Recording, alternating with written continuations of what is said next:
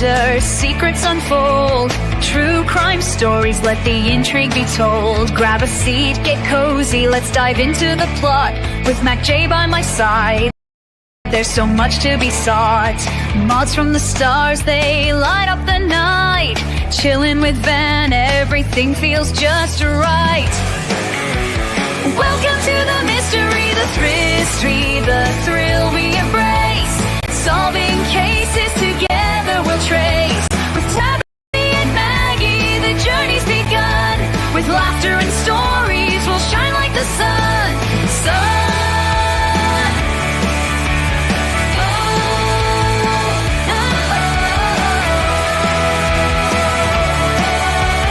Spirit Time vibes with Lisa and Mark.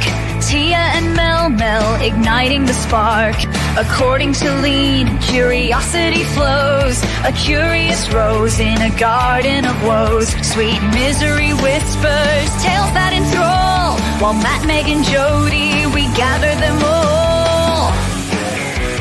Welcome to the mystery, the thrill we embrace.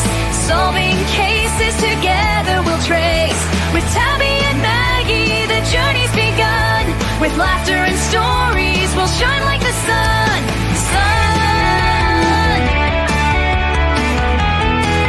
So come along, join the fun tonight. In Aussie true crime, everything feels so right.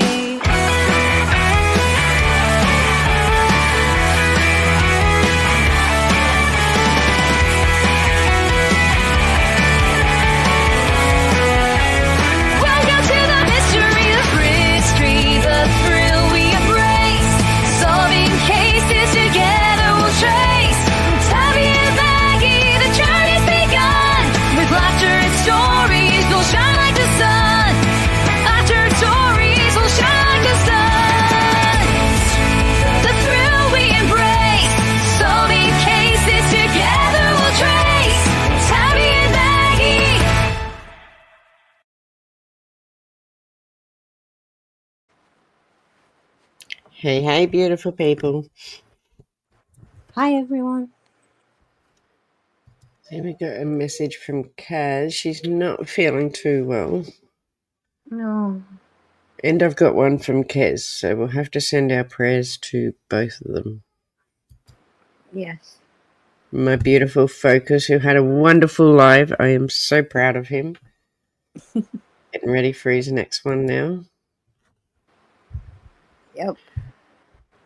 Okay, so tonight we're going to go over part 2 of the case file one that we watched last week. And I'm going to get it started because it goes for a while. And this one's called Carol's Search Takes an Unexpected Turn.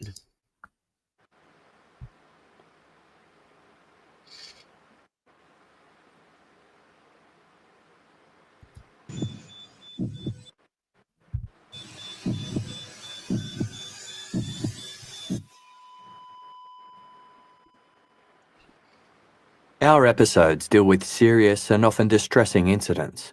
Hi, If Kitty you feel Witty, at any welcome in. time you need support, please contact your local crisis centre. For suggested phone numbers for confidential support and for a more detailed list of content warnings, please see the show notes for this episode on your app or on our website. Today's episode involves crimes against children and won't be suitable for all listeners. I was trying to pause it then, and I keep... Because my iPad's sitting close to my computer, I keep losing my mouse to my iPad. Yeah. Signal Welcome in, interference. Kitty Witty. Hey? Signal interference, maybe? It's like a double screen, so it just goes to my iPad screen, and it's like, come back. So just say pause or something if you want me to pause in it. All right. Please note that the names of several individuals have been changed due to court suppression orders preventing them from being identified, while others have been changed to protect their privacy. By the time William Tyrrell had been missing for 3 years, police had almost 700 persons of interest remaining on their list. But among the legitimate leads they received, they were also inundated with bogus sightings, prank phone calls, and clairvoyant prophecies. On the 3rd anniversary of William's disappearance, lead detective Gary Jubilant spoke publicly about the case for the first time in 12 months. With William's status as a foster child now able to be reported on, Detective Jubilant attempted to quash the ongoing rumours by making it clear that both the foster parents and biological parents had been ruled out of the investigation. He insisted that William's foster parents had been bringing him up in a warm and loving home and that they had nothing to do with his disappearance. Detective Jubilant appealed for anyone with information to come forward, clarifying that he didn't want to get bogged down with irrelevant details. "It's 3 years down the track, let's be realistic," he said. "We're not interested in sightings of a child running around in a Spider-Man suit playing in the McDonald's car park. What we are interested in is people that have genuine information. That information might be in the form of someone that has concerns about someone they know, someone within their family, in the way they react when William Tyrrell's name is mentioned. We're interested in speaking to those people. We can do it in the strictest of confidence, and I would encourage those people to come forward. It sounds counterintuitive to say we're making progress, but each day we're learning more about what happened at the time and we're eliminating people. We're making progress each day. We don't think this has been a success by any stretch of the imagination, but we're not going to give up." Once again, police canvassed homes around Kendall, hoping that the passing of time might propel someone to talk. If anyone knew anything, they were remaining as tight-lipped as ever. However, what Detective Jubilant hadn't publicly revealed was that he'd set his sights on someone.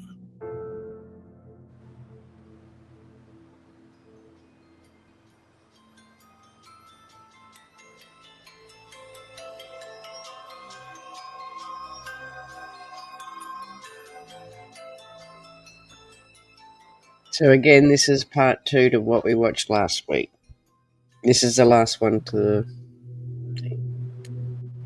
Paul Savage was a retiree aged in his late 70s who lived on Benaroon Drive, directly across from William's foster grandmother, Mary Saunders. So if you didn't see it last week with us, you can either rewatch it on mine or Mac J's channel, because that will help her with her hours as well.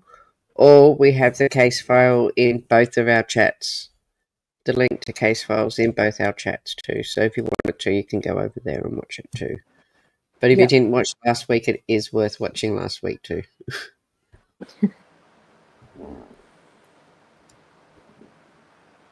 Front veranda looked towards the back of Mary's house, where William was last seen playing. Police had interviewed Savage in the early stages of the investigation and discovered that he was the only person outside of William's foster family who had heard the children playing outside on the morning that William disappeared. According to Savage, the morning of Friday, September 12, 2014 had started out like any other. At around 8:30, he'd gone for his daily walk in the bush behind his property.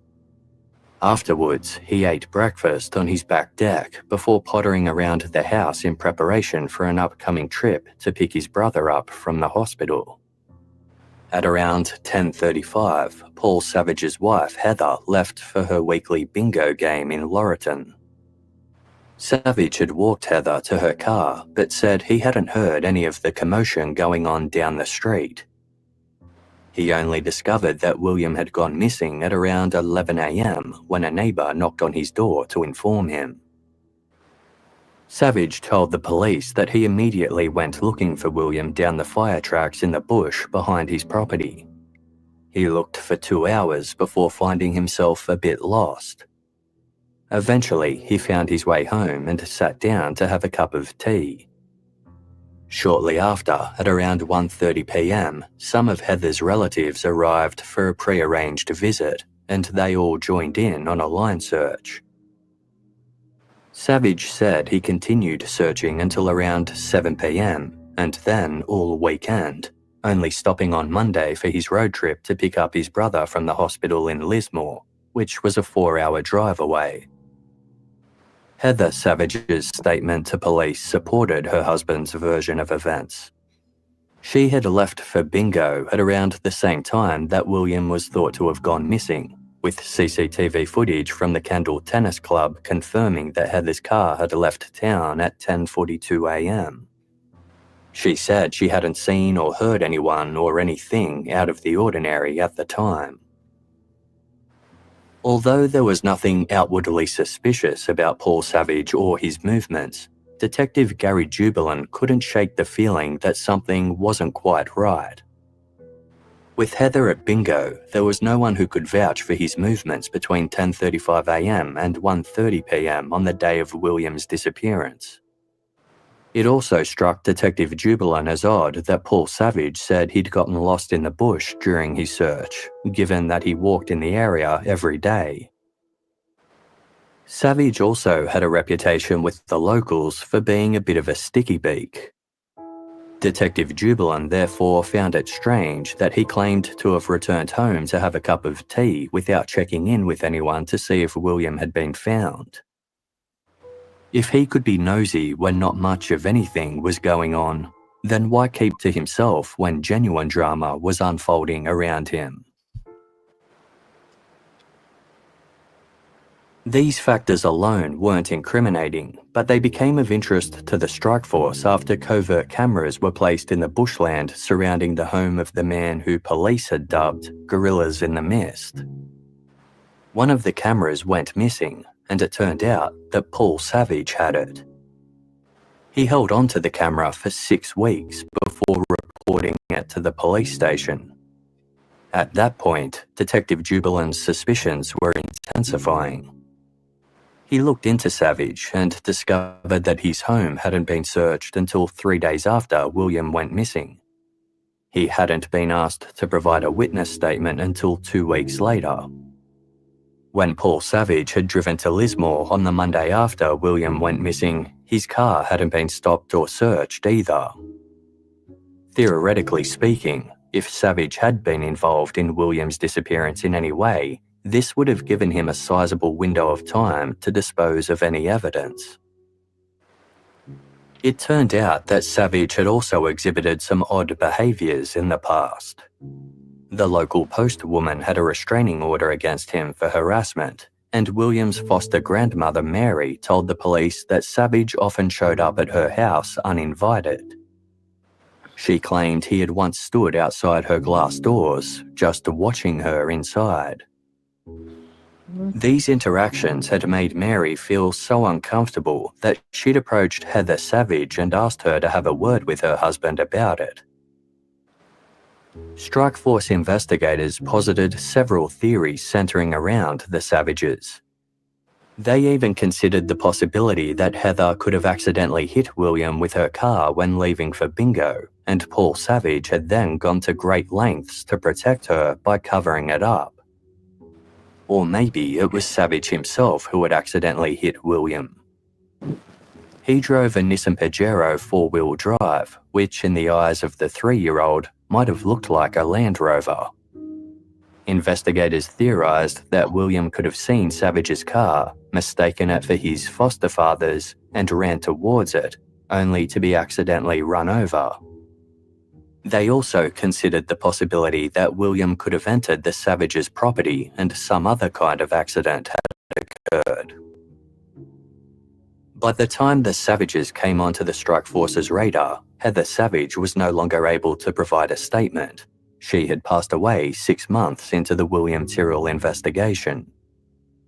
Her death left her husband devastated. For a month afterward, he wore a photo of Heather around his neck. Detective Gary Jubilant didn't necessarily think that Paul Savage was involved in William's disappearance, but he did think he might be the closest thing the police had to an eyewitness. He also wanted to be confident that he'd covered all bases before eliminating him as a person of interest. Despite some pushback, Hi, beautiful Jessie. Welcome in, my darling. Hi, Jesse. back from other members of the strike force who didn't think Savage had anything to do with it, Detective Jubilant organised warrants authorising listening devices to be installed in his home, car and telephone.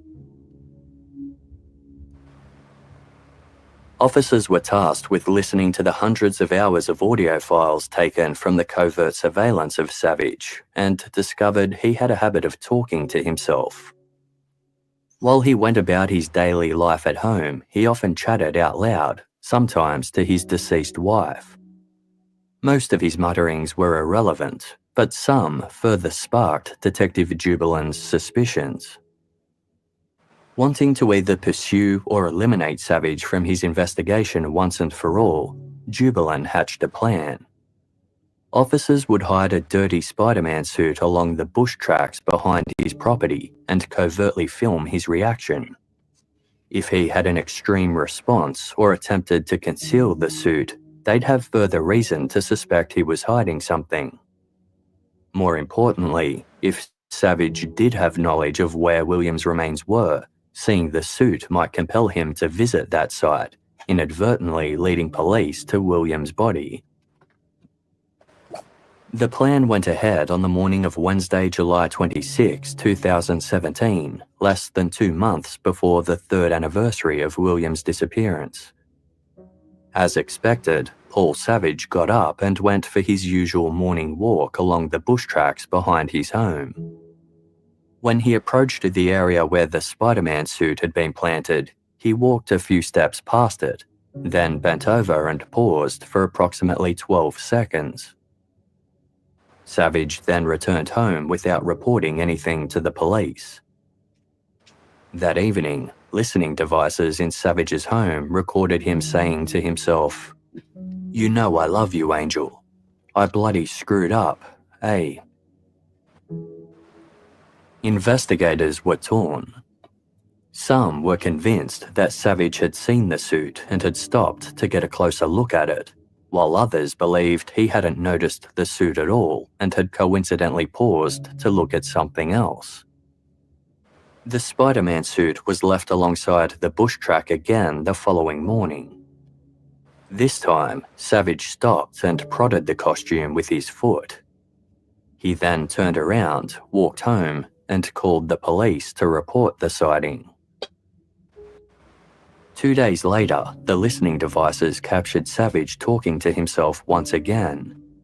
He said something along the lines of, "Well, I'm gonna run into your property too. This is my place. You're in my place. You do what I want. Hey, I'm not interested in your bullshit, mate. You're a little boy. You're nobody. You don't tell me. I'll tell you. I did tell you." Detective Jubilant still wasn't sure what to make of Paul Savage. Many others on the task force thought he was chasing a dead end, but Jubilant wasn't prepared to rule him out entirely. In August 2017, Detective Jubilant brought Savage in for questioning. He thought that if he interrogated him with enough pressure, he might be compelled to say something incriminating when he returned home. But Savage steadfastly maintained that he had nothing to hide.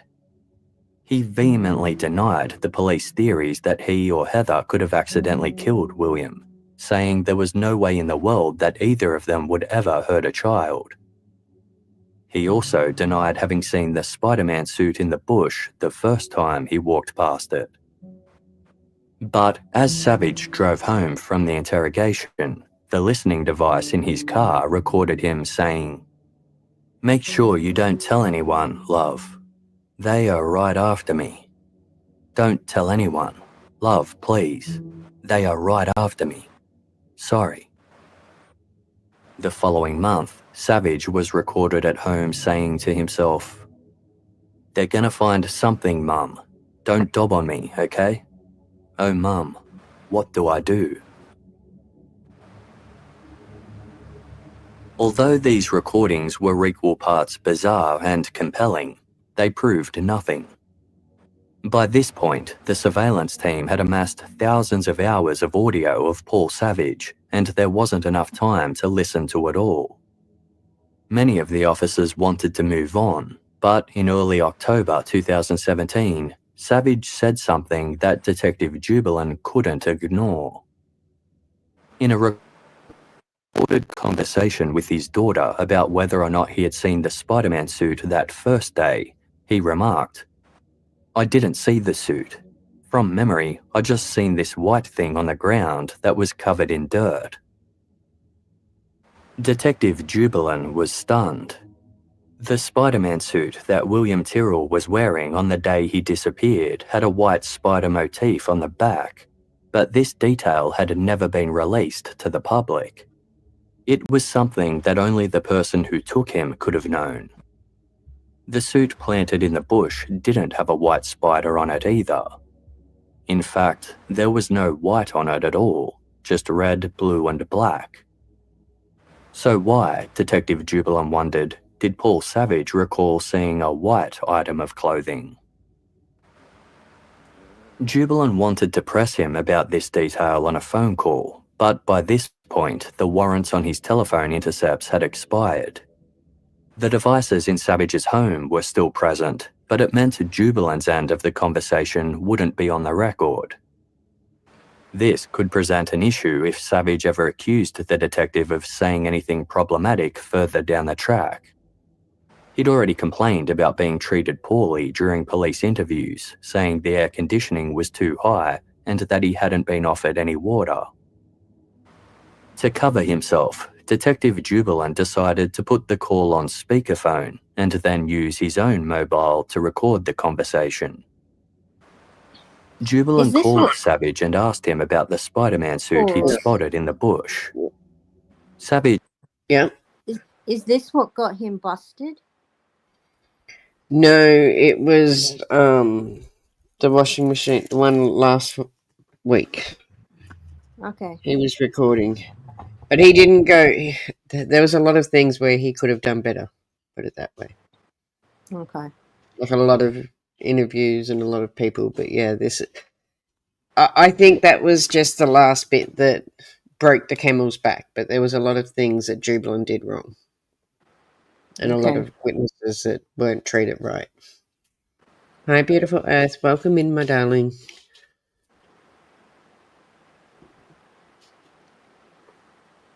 But yeah, I've got a lot on Jubilant. That's what I mean. I want to go back through all that.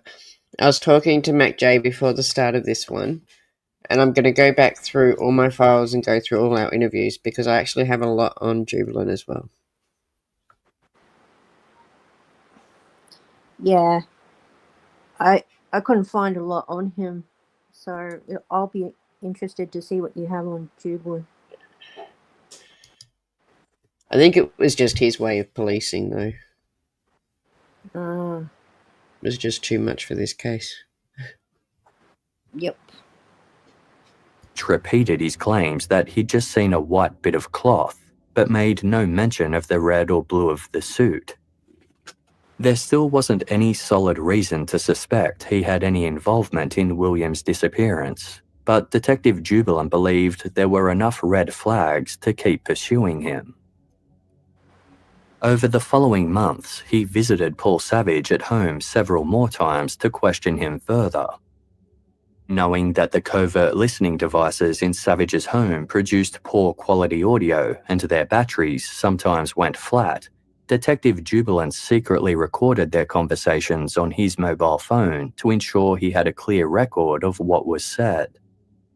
Despite his efforts, the constant pressure he applied led nowhere, and the strike force was no closer to making any arrests. Meanwhile, there was another name that had come up multiple times during the investigation into William Tyrrell's disappearance that...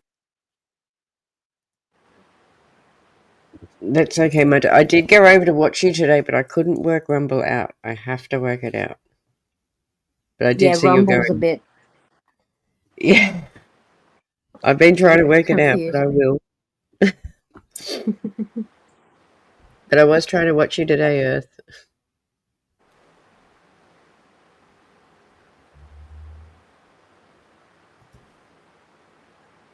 Couldn't be ignored. Frank Abbott was an elderly man aged in his 70s who made a living doing odd jobs and collecting scrap metal.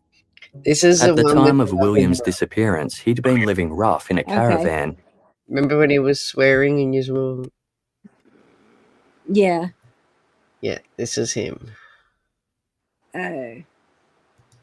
He's a lovely gentleman, this one. Not. But you can really see the caliber of people that lived around Kendall. Yeah.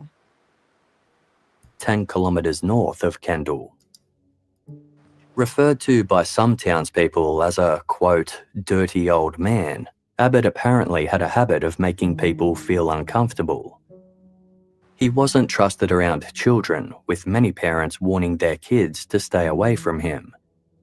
He wasn't trusted around animals either. At least one of his neighbours had accused him of bestiality after walking into a disturbing scene involving Abbott and their family dog. See, Frank Abbott, as I said, isn't he a lovely man? Oh, yuck. No. Ugh. Yuck. Abbott was already known to police as he had a long rap sheet that included various charges involving breaking and entering, theft, firearms offences, and escaping from custody. Yeah, I know. At the time William Tyrrell went missing, he was out on bail after being charged with sexually abusing an 8-year-old girl. Strikeforce interest in Abbott grew after a woman who lived across the paddock from him. If anything, it really does show you that you just do not know your neighbours. Do you mean you don't know who's around your house? And when there's children involved, we have to be careful. Exactly. I mean, I have, as you know, 3 of my grandchildren live with me, and I don't let any of them out of my sight. They're not even allowed to play in the front yard. They want to play in the yard, they've got to go back. It's like... But yeah.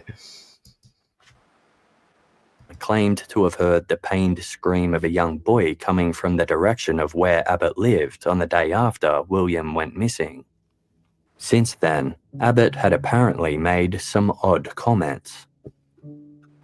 When police were searching the house of white goods repairer Bill Spedding, Abbott allegedly told 2 people that the police were looking in the wrong spot. To another, he claimed that he'd smelt a dead body in the bush near Logan's Crossing, an area 4.7 kilometres north of Kendall. Abbott allegedly said it wasn't an animal because he, quote, knew the difference between a dead kangaroo and a dead human smell. That comment alone was incriminating.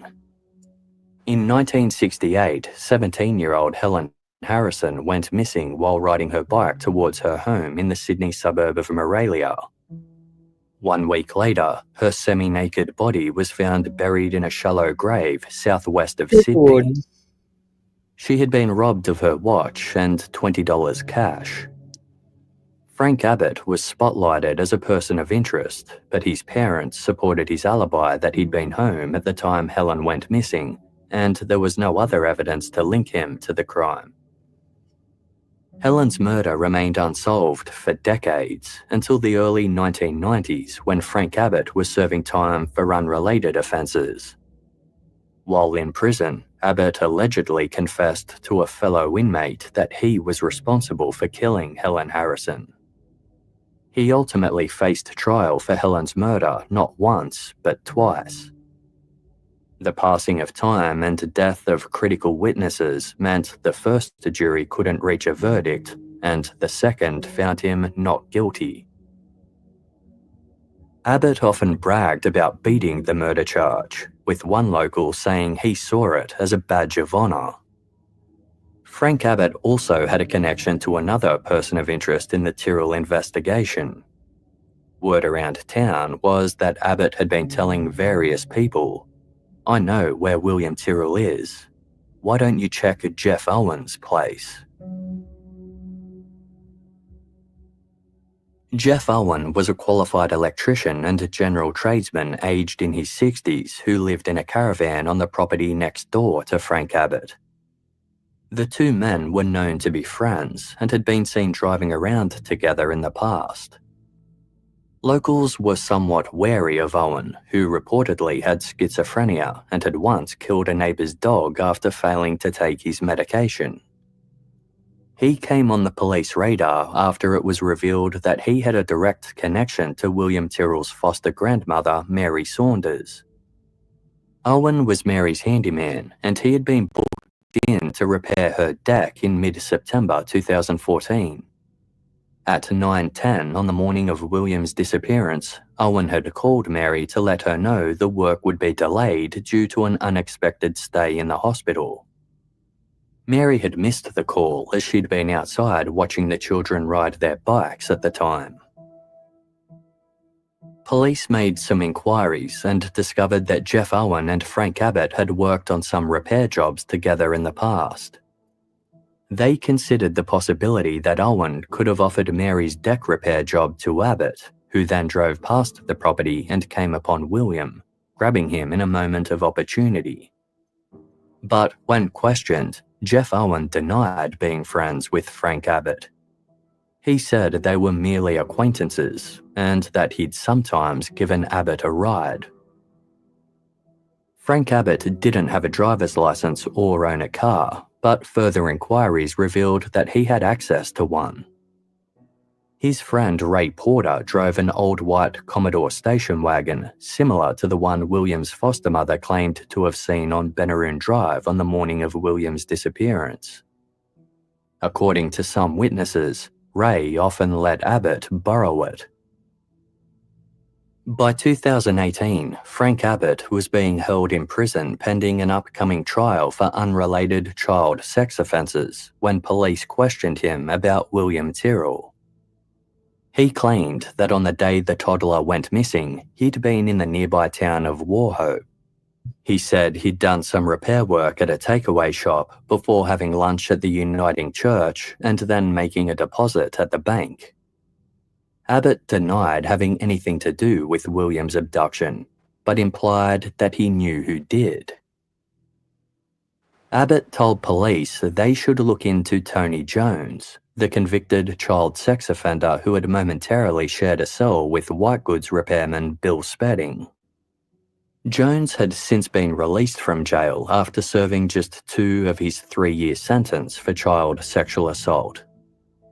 Abbott claimed that in early 2015, a few months after William went missing, Ray Porter drove him out to a property in Logan's Crossing near an old radio tower and log dump site. There, they met 2 men who were driving a white station wagon. One of the men allegedly introduced himself as Tony Jones. With them was a little boy.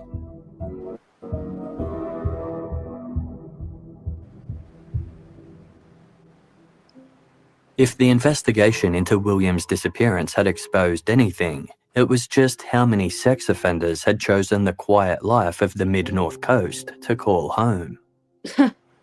But white good repairman Bill Spedding was not a convicted sex offender. Although he remained Thank you so much, Earth. a person of interest in the William Tyrrell investigation, by 2018, nothing further had been uncovered to link him to the crime. In March that year, Spedding faced trial for the 1987 child sexual assault charges against him. The woman at the centre of the allegations was Spedding's ex-wife. She was unable to provide any compelling evidence for the claims, saying she had lost crucial files.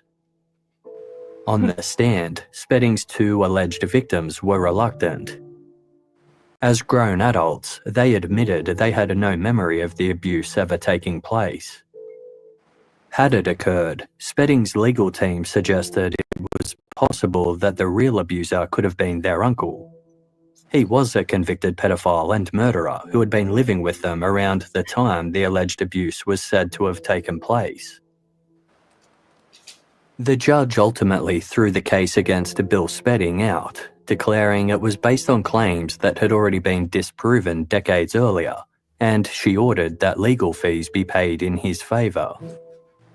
In turn, Spedding settled a defamation claim out of court with the Daily Telegraph newspaper after they incorrectly referred to him as a, quote, convicted pedophile.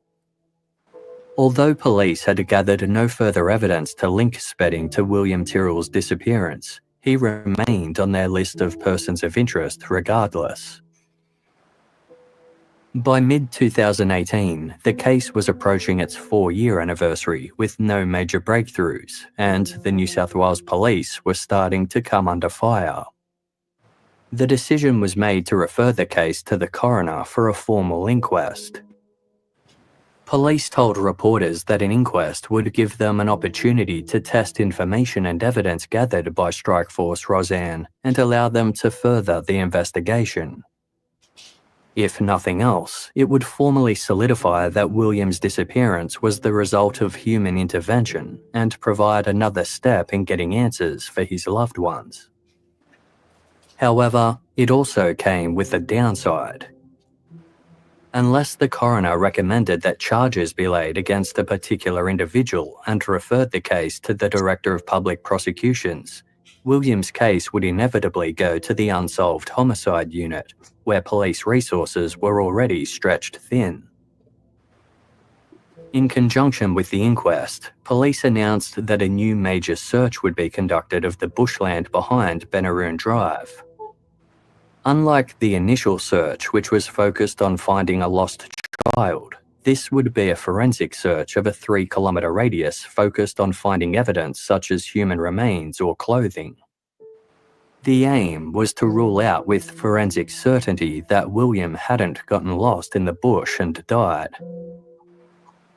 The search went ahead on Tuesday, June 19, 2018, led by officers from the Public Order and Riot Squad.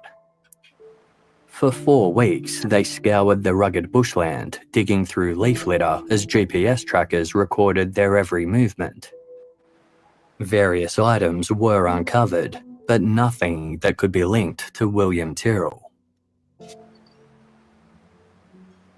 As police began the monumental task of putting a brief of evidence together for the coroner, it was revealed that someone on the strike force had spoken out about Detective Gary Jubilan's decision to record his conversations with Mary's neighbour Paul Savage without a warrant. In doing so, Jubilan had breached the Surveillance Devices Act, a criminal offence that carried a maximum sentence of 5 years in jail. Jubilan was given 4 charges and handed a legal document advising he was no longer allowed to speak to members of the strike force or to William. So it was Savage's one that broke it then, but he also did record the washing machine dude. But it was the washing machine dude whose life got utterly wrecked and sued. Yeah.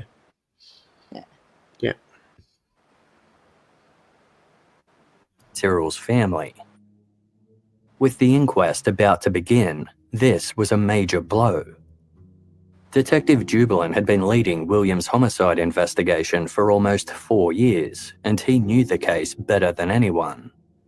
He'd also formed a close relationship with William's foster parents, and they relied on him for support. Detective Jubilan fought to continue working on the case, even if it was only in an advisory capacity.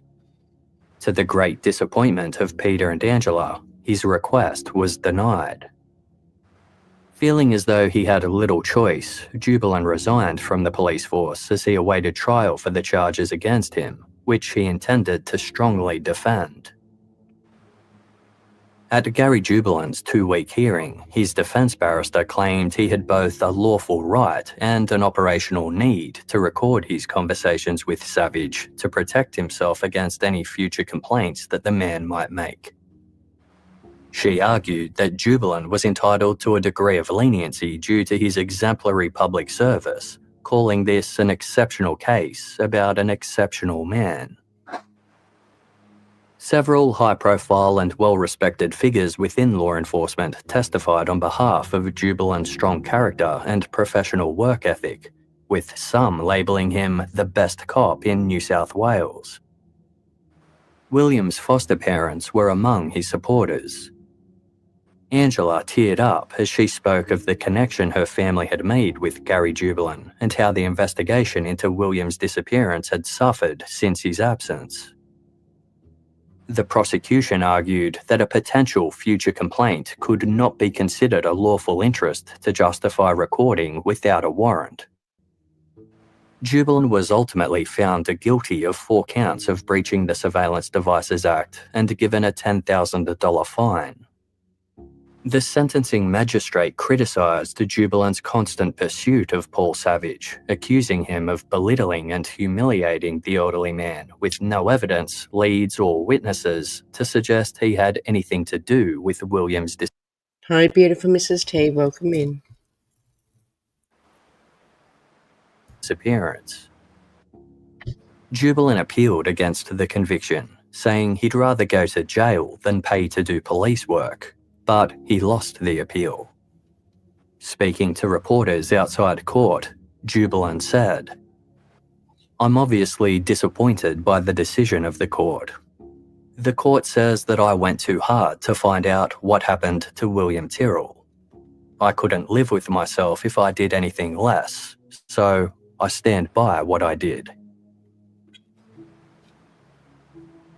While all this was going on, Kendall man Ray Porter's health was failing. Ray was the friend of Frank Abbott's who drove an old white station wagon similar to the one Angela claimed to have seen on Benaroon Drive on the morning of William's disappearance. In early 2019, Ray was living in an aged care facility and didn't have long to live. Wanting to get something off his chest, he struck up a conversation with a nurse named Kirsten. Ray trusted Kirsten because he thought she had an honest face.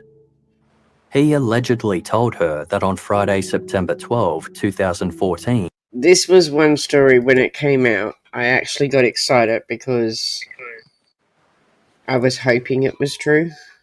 And Yeah. it fizzled out too. I think this is, you even mentioned this one to me. This is where he thought he drove them down the highway. Yeah. he drove to pick up his best mate from a shed behind Kendall School.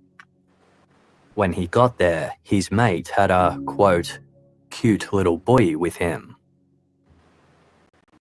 Ray claimed he had driven his friend and the boy 300 kilometres north.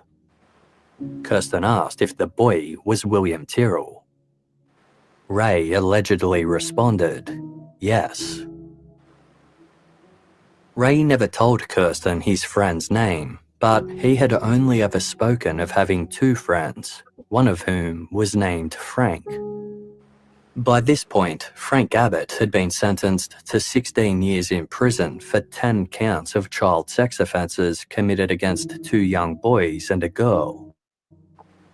When Ray passed away shortly after this supposed confession, his sister-in-law was going through his possessions when she found a letter that had been sent from prison.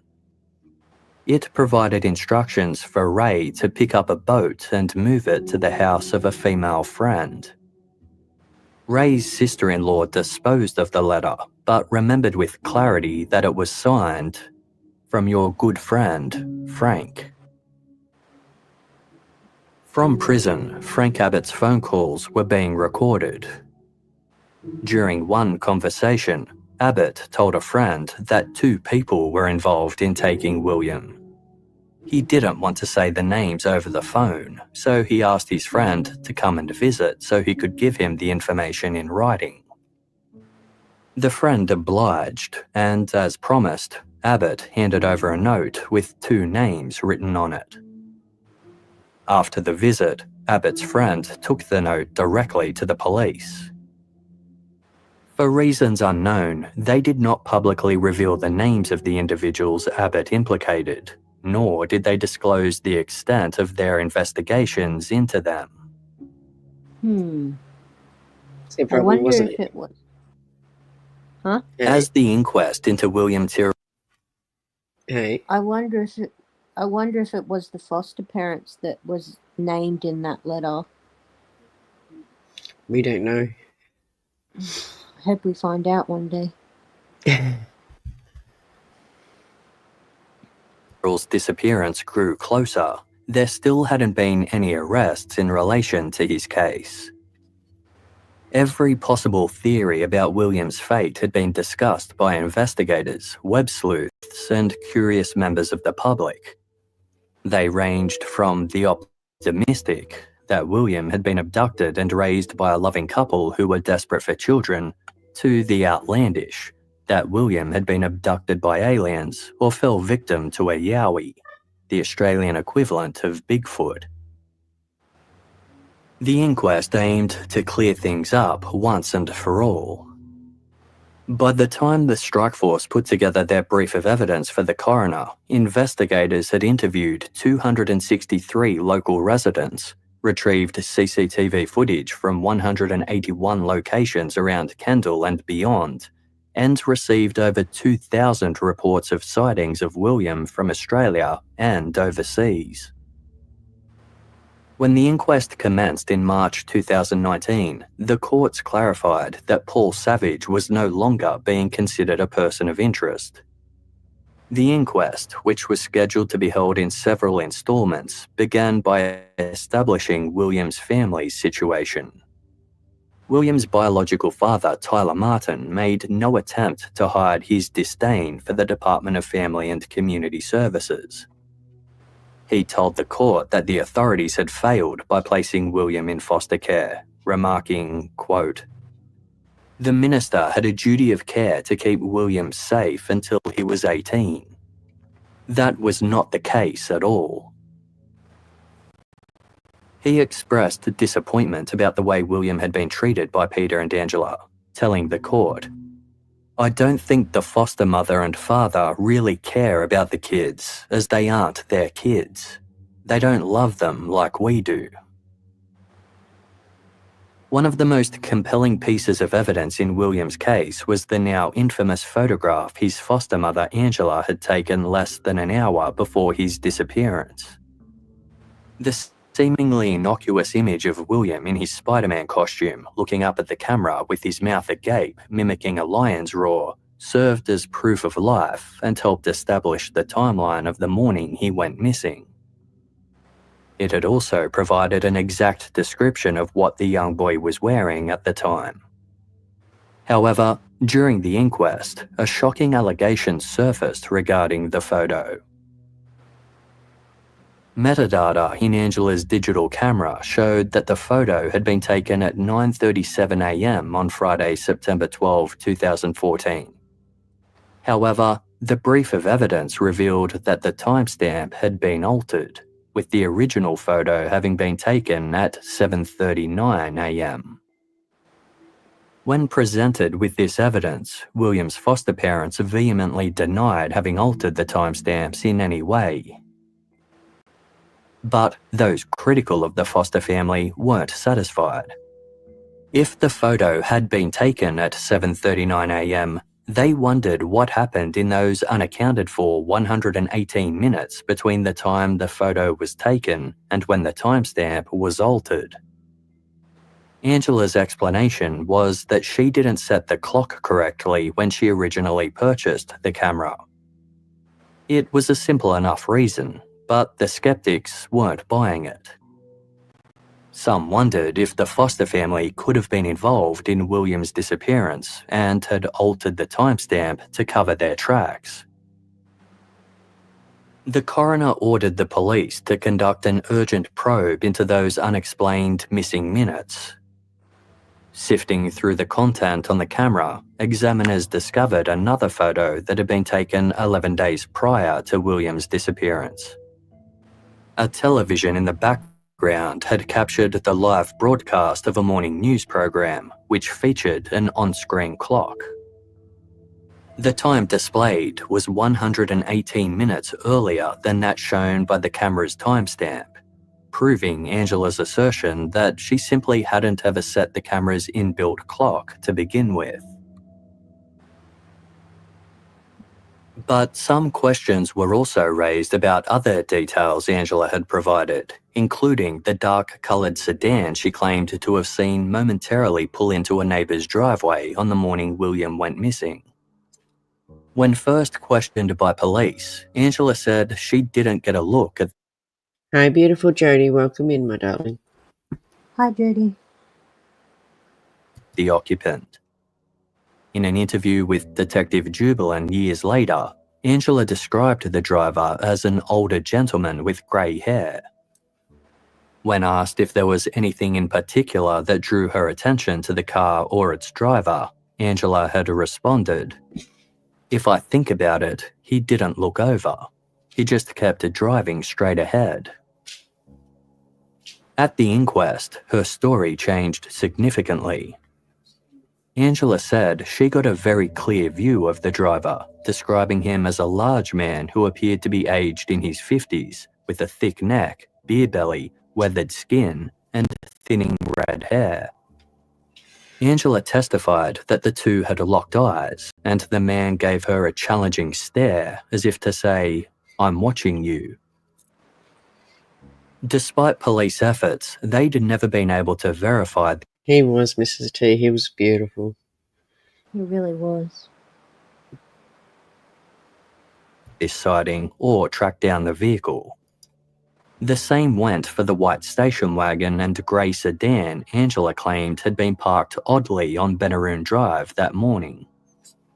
Some found it hard to believe that Angela hadn't remembered this detail straight away and had only come forward with the information 2 days later. The only other person who recalled seeing any cars matching this description in Kendall was Mary's neighbour, Paul Savage. He'd told police he'd seen the cars too, but not on the day of William's disappearance, but 2 days prior, before William's family were in Kendall. A forensic psychologist who specialised in memory, Dr. Helen Patterson, was called to give evidence.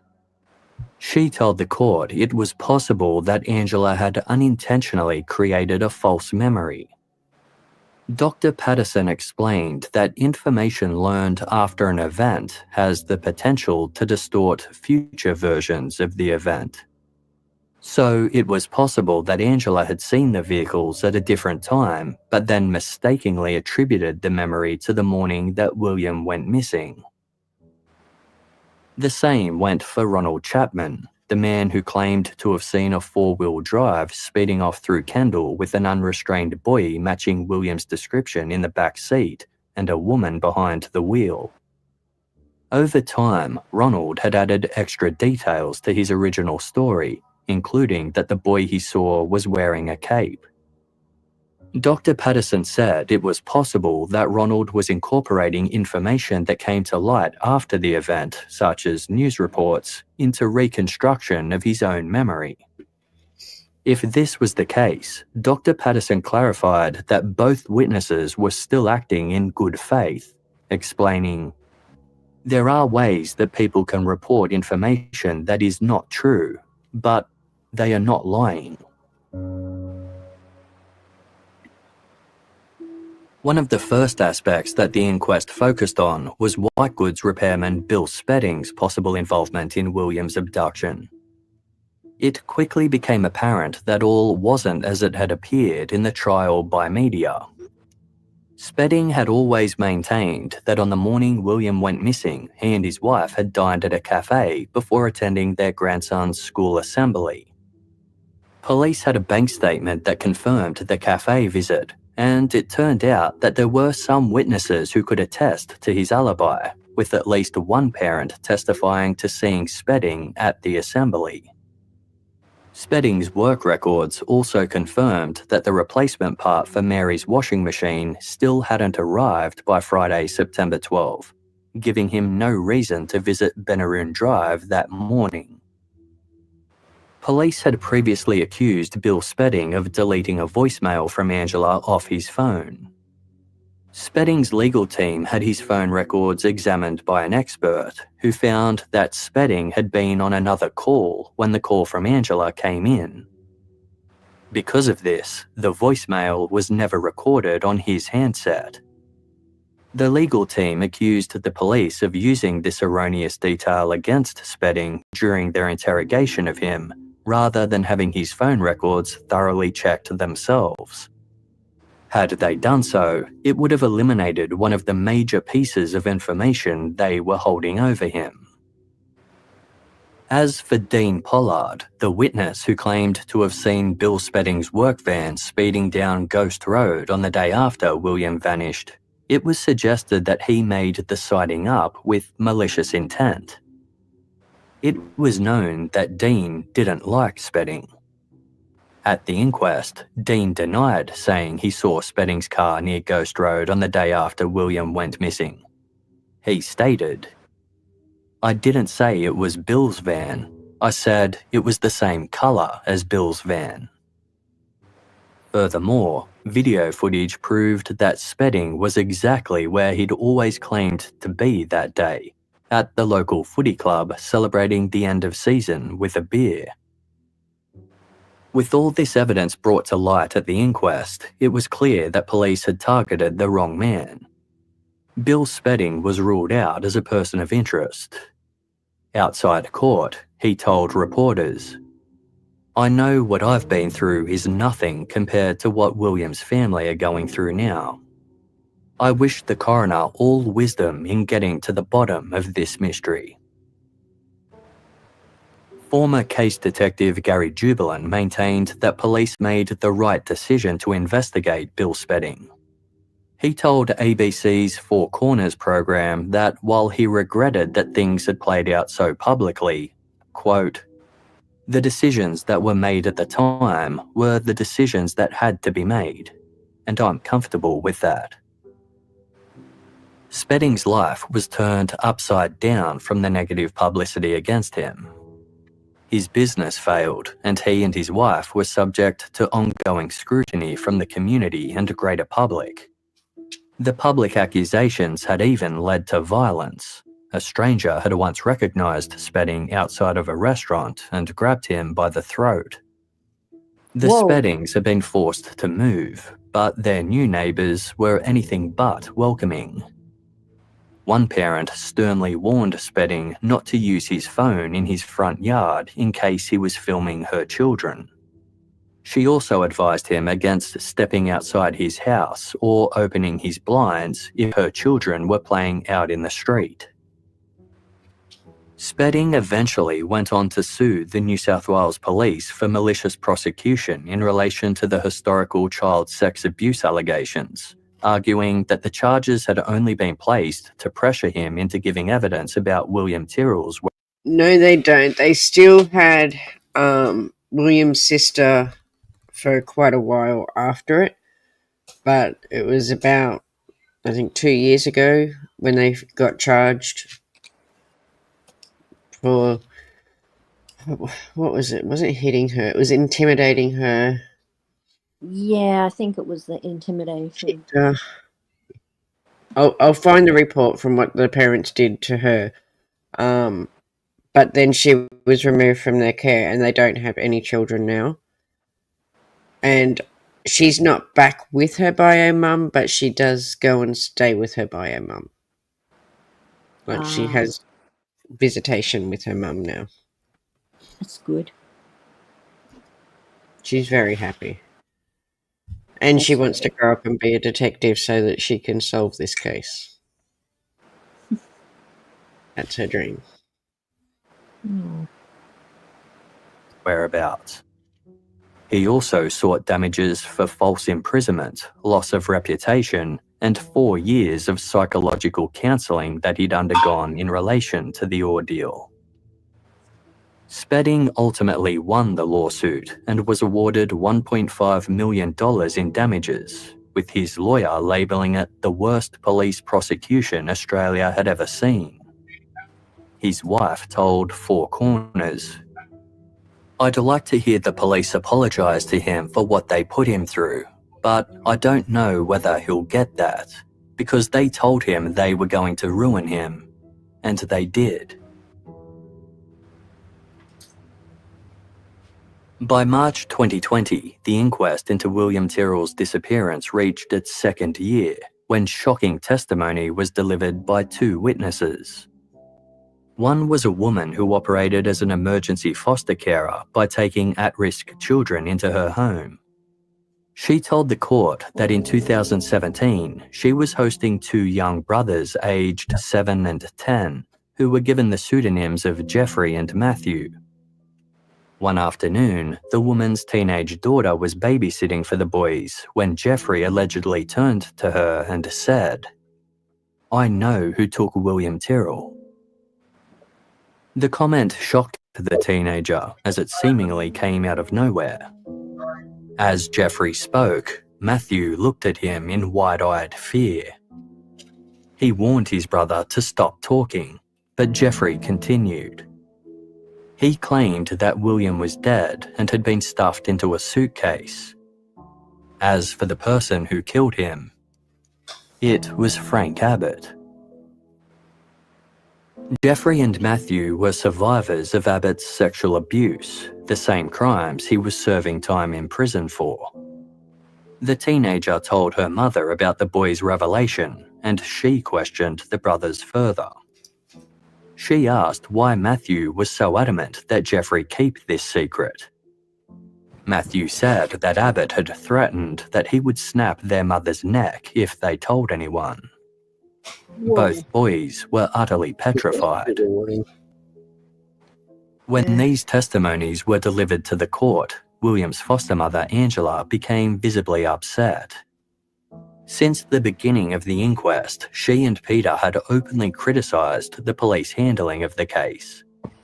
They claimed there hadn't been a proper handover after Gary Jubelin was... One thing I've got to say is they have covered a fair bit in this. And just from this, you can only imagine what the inquest was given. Oh, yeah. removed from the strike force, and that the police had seemed indifferent about the investigation ever since. According to author Ali Chumley, after hearing the allegation that Frank Abbott had killed William, Angela appeared to be somewhat relieved. In her book, Searching for Spider-Man, Ali wrote, "I sensed she had accepted that this was indeed what..." This is the actual one that's been banned in Australia. I can't believe... How rare is it for us to ban books on crime, you know? Mm-hmm. But I do have a copy. I can read it for us. That would be good. What had happened to her little boy. It seemed we now had two separate confessions that implicated Abbott, one from an old mate on his deathbed, and the other from a terrified child. On the face of it, neither had any reason to lie. After this harrowing testimony, the coroner announced that they would be hearing from a final witness in a closed court session. The final piece...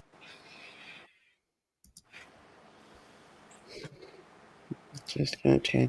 So this is Searching for Spider-Man, and as you can see, it is quite a thick book. Whoa. So this is the one It that's is. banned in Australia. Damn.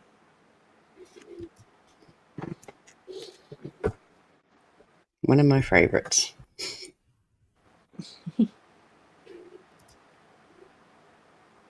Of evidence were due to be presented in mid-March 2020, but just days before the scheduled date, the inquest was adjourned indefinitely due to the COVID-19 global pandemic.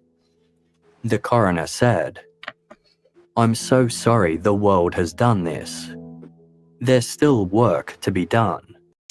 There's nothing in relation to this matter which I consider to be a cold case." Likewise, police assured that the All we can think is because there's too much information in there.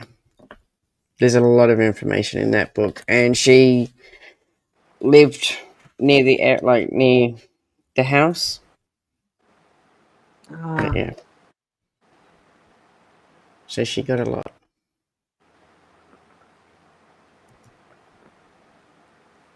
investigation would be ongoing.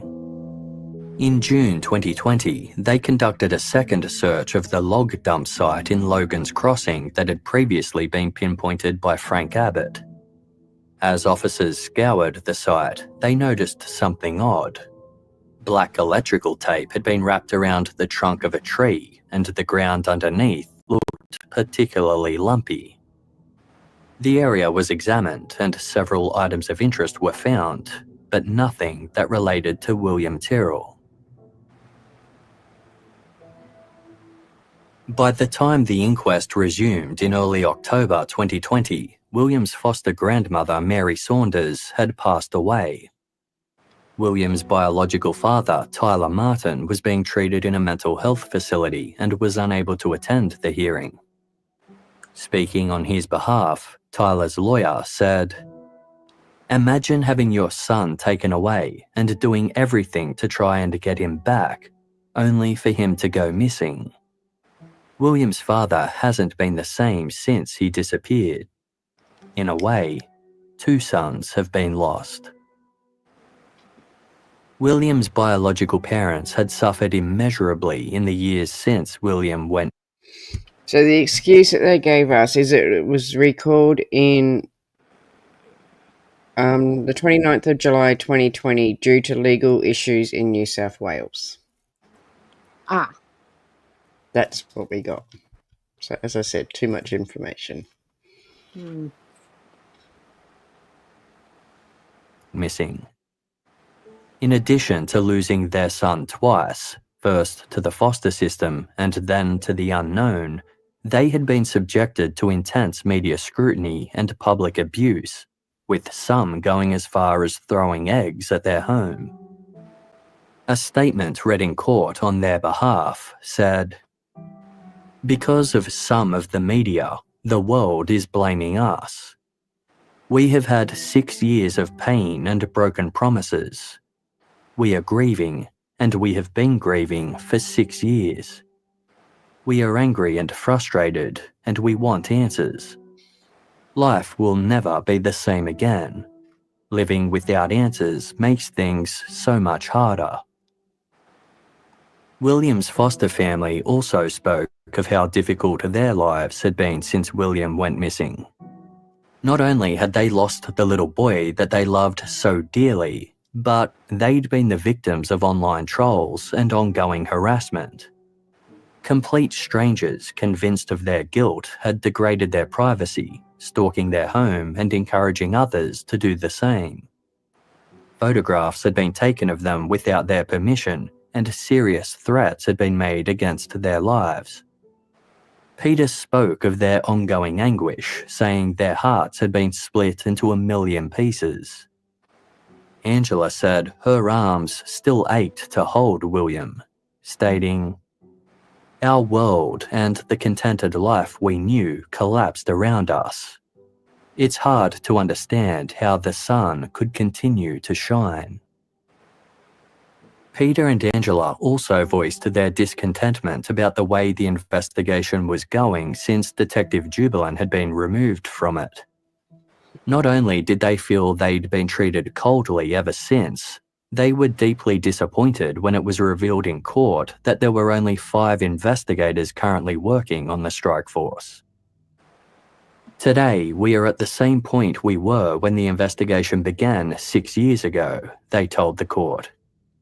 "How can the investigation into a missing 3-year-old boy have its resources so significantly reduced when there is so much more information that needs to be examined? Every day, this heinous crime remains unsolved. The perpetrators remain at large and are capable of committing other monstrous crimes against children. No other family should ever feel the need they have to fight tooth and nail for those people in leadership positions to take notice." By this point, the inquest had been running for 18 months. The coroner was left to review all the evidence presented before handing down her findings 9 months later in June 2021. Many were critical about the inquest. Despite being one of the longest running in New South Wales history and costing a significant amount to the taxpayers, it didn't seem to have brought any answers. The allegations against Frank Abbott were compelling, but no physical evidence had been uncovered to implicate him or any other person of interest in William's disappearance. Abbott had appeared at the inquest via video link from jail and was allowed to question witnesses about any allegations made against him, but he was never questioned himself. The reason why is unknown, as the coroner ordered that her decision not to do so be withheld from the public. The general consensus was that the coroner would deliver an open finding, meaning that she'd confirm that William was dead, but with no clarity about how he had died. This led some to question whether it was worth it to put William's loved ones through all the pain and discomfort of the inquest at all. Then came the breaking news that no one saw coming.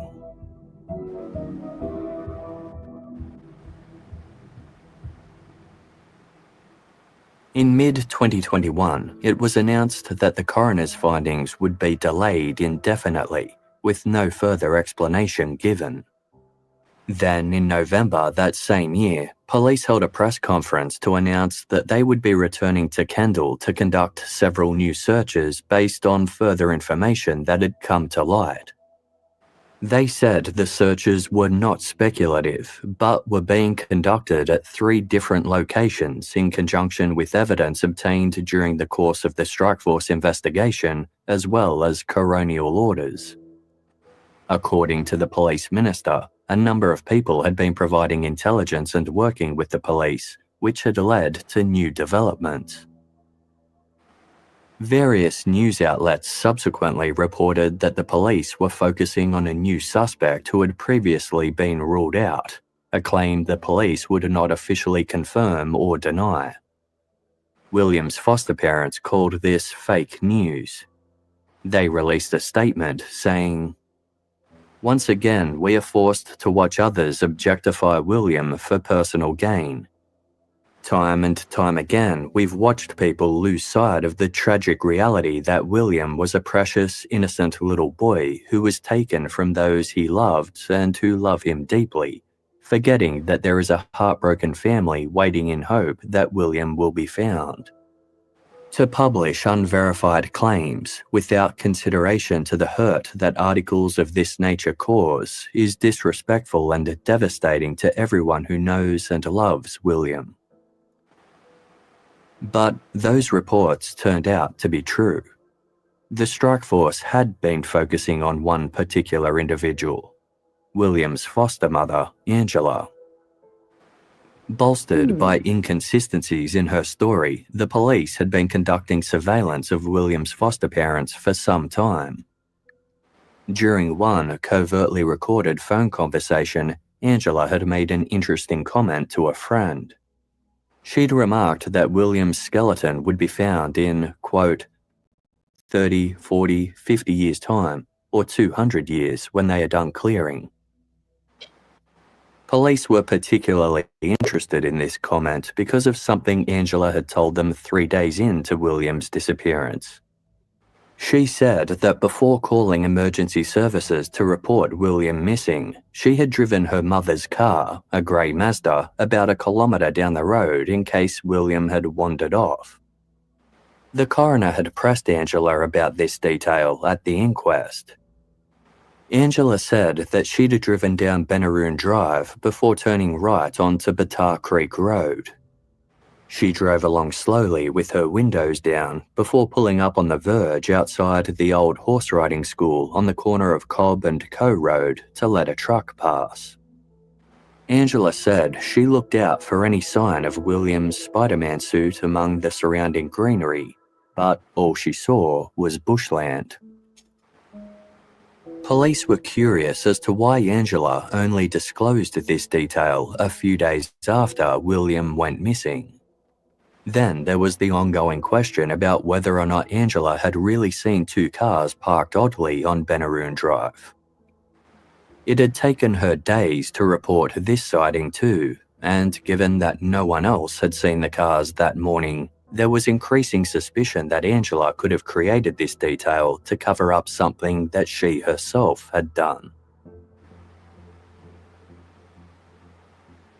Despite being cleared by former case detective Gary Jubilin and his predecessor, the current strike force had been working on the theory that William had died after accidentally falling from Mary Saunders' front balcony.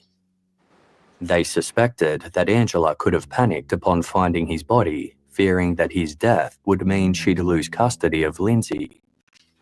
She could have quickly bundled William into her mother's car and drove him to Batar Creek Road, where she disposed of his body in the thick undergrowth. Mary's Mazda was the only other car at the property at the time, and it had not been searched by police. If the strike force had any evidence to support this theory, they kept it to themselves. Publicly, Angela had never swayed from her story about William wandering off and seemingly disappearing into thin air. Over the years, she'd worked hard to draw attention to the case and had publicly criticised the police when she felt they weren't doing enough to find her foster son. She had made emotional, heartfelt pleas for anyone with information to come forward and had spoken openly about how difficult life had been for her and her family since William vanished.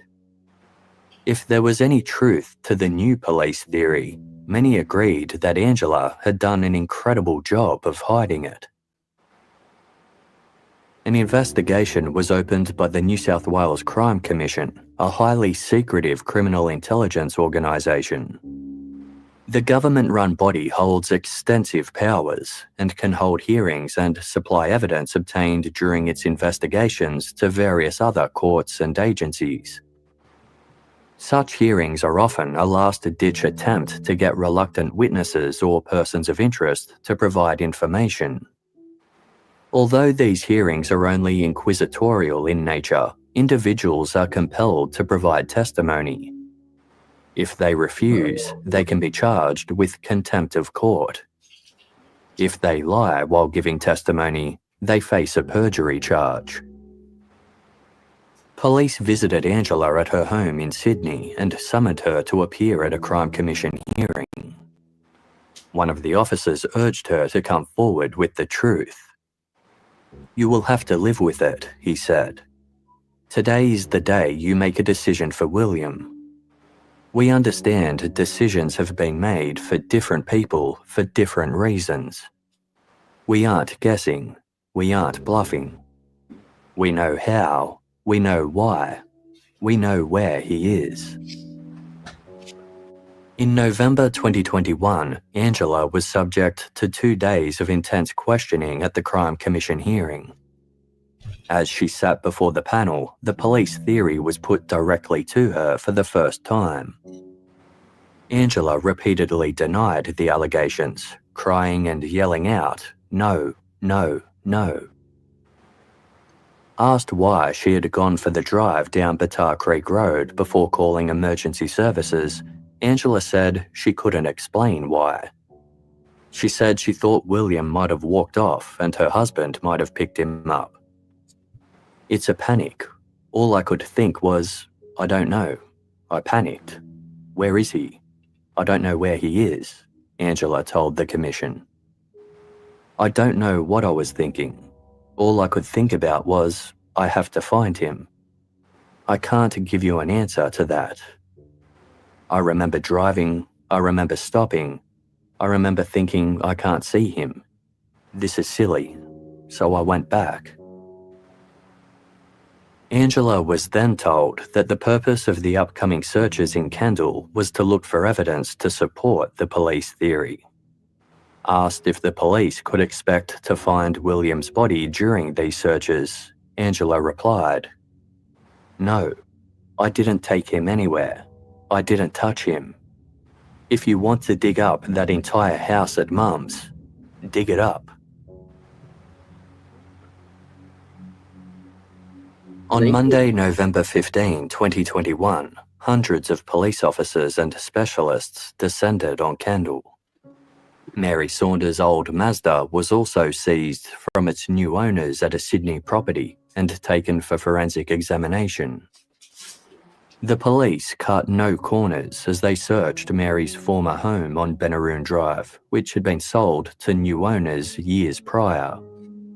The front garden under the balcony was extensively dug up, with officers putting every shovel of soil through a sifter and sorting through the rubble by hand. Luminol tests were conducted for any evidence of blood, while cadaver dogs searched the yard and underneath the house, and cameras were put into the septic tank. Ground-penetrating radar was also brought in to test the concrete slab under the home that had been installed in the years since William went missing. News crews captured footage as officers bagged numerous items and took them off-site for further testing. The bushland on Batar Creek Road, where police suspected Angela could have dumped William's body, was densely vegetated and overgrown. Machinery was brought in to clear an area the size of 3 football fields, while water was drained from the nearby creek. For weeks, the team searched through over 15 tons of soil, sediment and leaf litter by hand, looking for anything not naturally occurring in the bushland. Police divers searched nearby dams, using their hands to claw through the mud along the bottom. The search efforts were hampered by wild wind and rain, but one detective said they were leaving no stone unturned. "It's painstaking, it's difficult," he told reporters. "We're very happy with the progress so far, but we've got no great milestone to report." If anything of interest was found during these 3 searches, police didn't say, and no charges were laid as a result. However, something else had been going on behind the scenes. It turned out that listening devices installed in Peter and Angela's home as part of Strikeforce Roseanne had allegedly captured something startling. Angela was apparently overheard assaulting another foster child. So this is the charges coming up now. Hi, beautiful Sassinos. Welcome in, my darling. So yeah, these are the last lot of charges they got. So that's how they In her found out. Yeah. But they got off them. Like they always do. Yep. The identity of whom is unable to be revealed. According to the police, in October 2021, Angela had been attempting to intervene in the child's problematic behaviour, which had been the source of several arguments between herself and her husband as they discussed how to handle the situation. Audio revealed that on separate occasions, Angela had kicked the child in the thigh and hit her with a wooden spoon. She also allegedly threatened the child numerous times. Once. And this is William's sister, so can you imagine she's already gone through the pain of losing her brother, and now she's got her foster parents doing this. Yeah. That poor girl. Yeah. Damn. It's warning. "I'm going to slap you across the face. Do you want to do that?" Another time, Angela said, "If I see or hear you throw something around again, that won't be the only thing that gets thrown around. You only seem to listen when I threaten to get violent." She also ordered the child to wash their own clothes, saying they smelt putrid, and told them, quote, "not to act like a homeless person." Phone taps captured Angela telling Peter that she had kicked the child. "Did you kick her hard?" he asked. "Yeah," Angela responded. "I can't believe I did that." Later on, Angela told Peter that she had hit the child really hard with that wooden spoon. She remarked that the child would have a massive welt on her leg, stating, "She didn't even cry."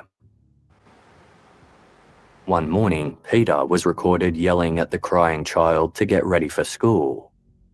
As they got into the car, Yes, we're still hoping that inquest is going to give us some answers real soon. We're supposed to get it this half of the year. Hopefully, yeah. But yeah, because what was the Friday that's just gone marked 11 years for this case. Wow. And you mean, we see these cases over in America, we see Summer and Sebastian and all of that, but our little William's been missing for 11 years Yep. with no answers.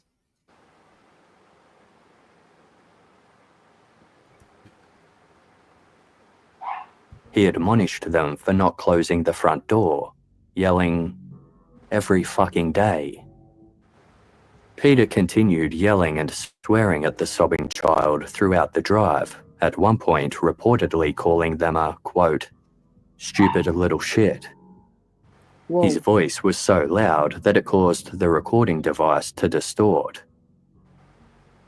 As a result of these recordings, the child was subsequently removed and interviewed by the police in the presence of a support worker. And this is what I mean. They got off these charges and listened to it.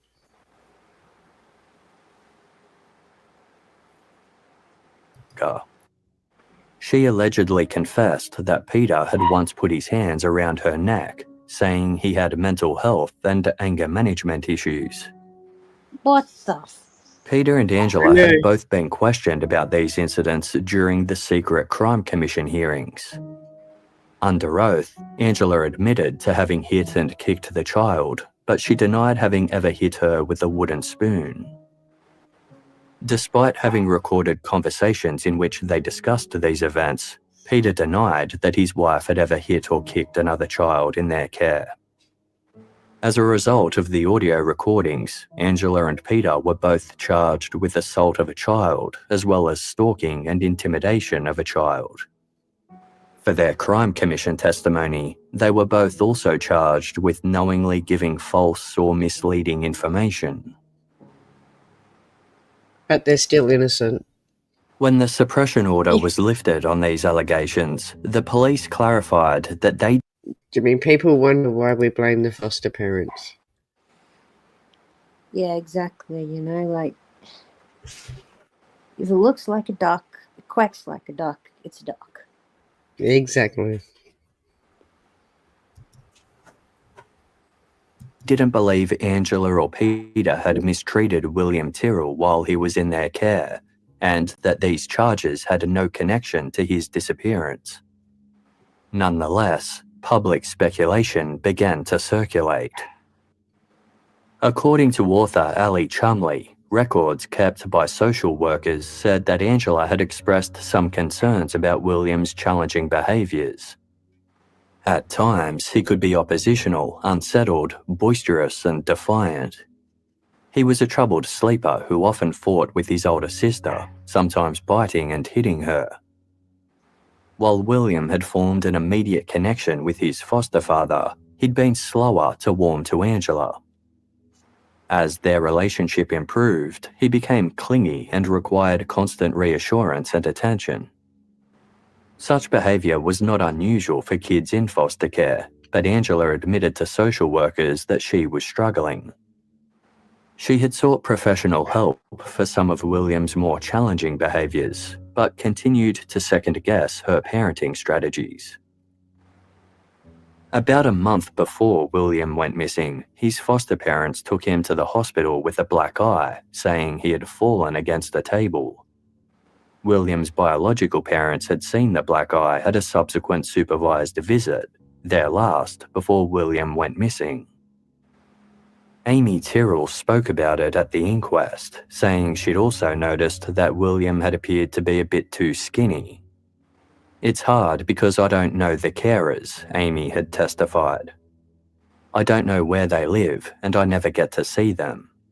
I don't want to come across as though I am blaming them or being mean, but it's just been really hard."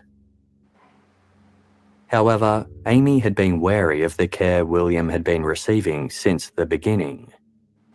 In her 2017 interview with the Channel 7's Sunday night program, Amy had told presenter Melissa Doyle in previously unaired footage that William showed up for their supervised visits with bruises, a snotty nose, and inappropriately dressed for the weather.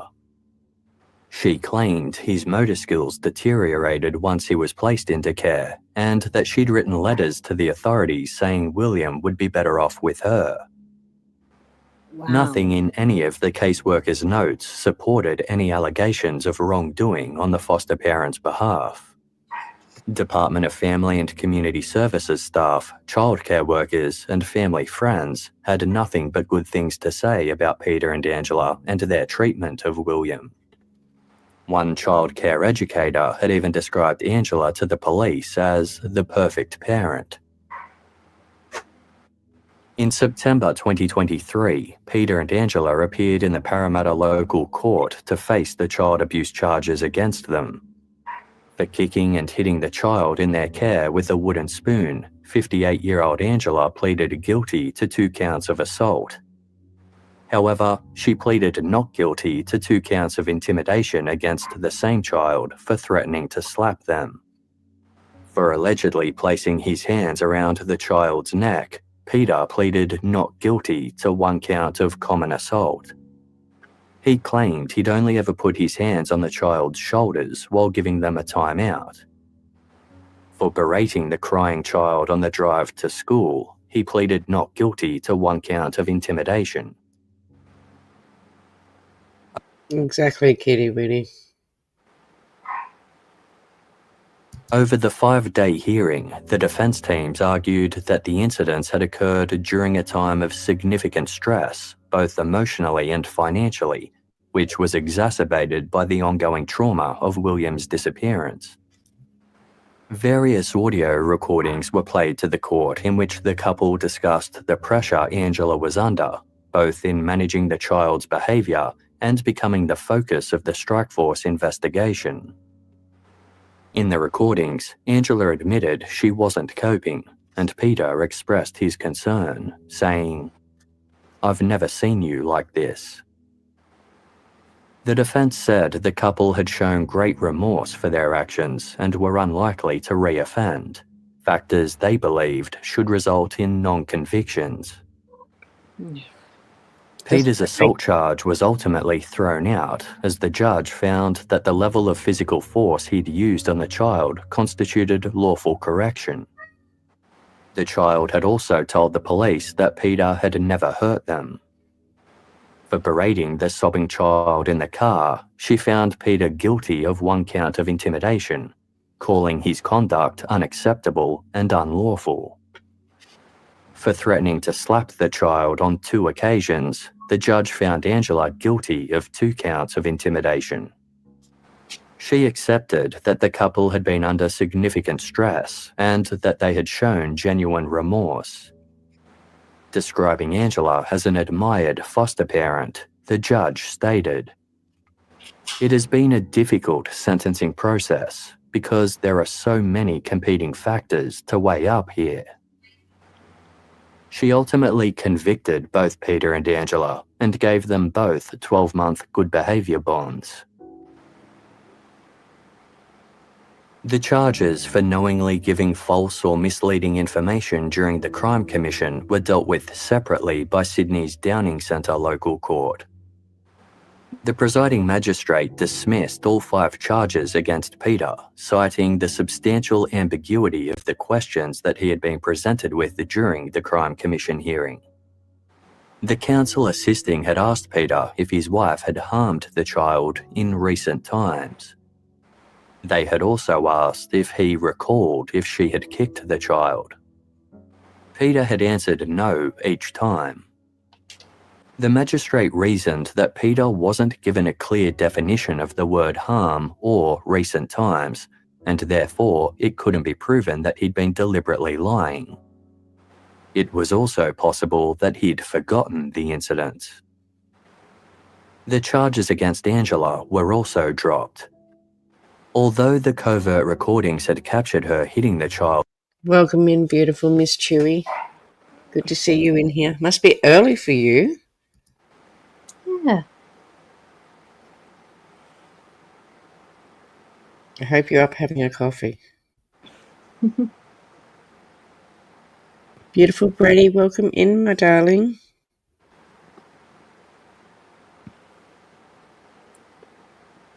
$7:23. I thought it'd be early for you.